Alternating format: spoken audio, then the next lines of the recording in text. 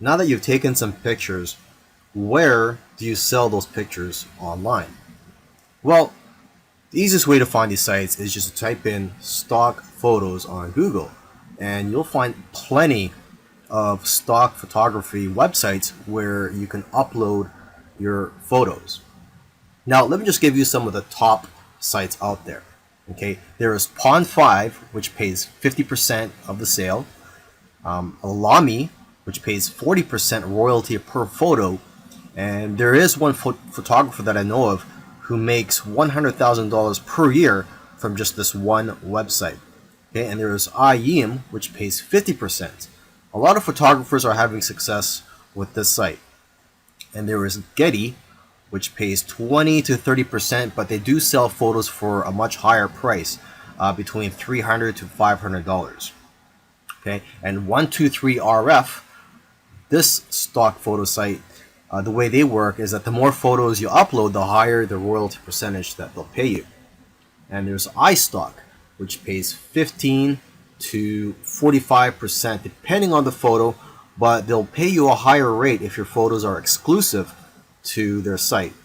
And there's Dreamstime, which has a very thorough approval process, but if you do get approved, they'll pay you 25 to 50% royalty and up to 60% if your photos are exclusive with their site.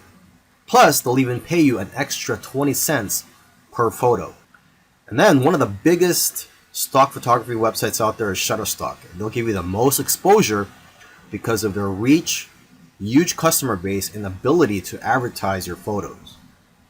And there's Adobe, which will give you almost as much sales but higher sales amounts. And Adobe stock is integrated into the Adobe software. There's iStock Getty Images, which can also get you a lot of sales. Now, what I usually do advise to photographers is to stay away from some of the larger stock agencies, such as Shutterstock, iStock, etc., because they're publicly held companies, and they're more interested in making their shareholders happy and not the individual contributors. They just don't have the incentive to help contributors grow and make more money. However, if you are a beginner, you may want to try out these larger stock agencies just to test out the waters and to gain experience at first. And then you could try out the smaller agencies such as Dreamstime, Stockfresh, etc. The advantage of working with these smaller agencies is that there's less competition for you as a contributor. But then again, everybody is different, so you have to figure out what works for you.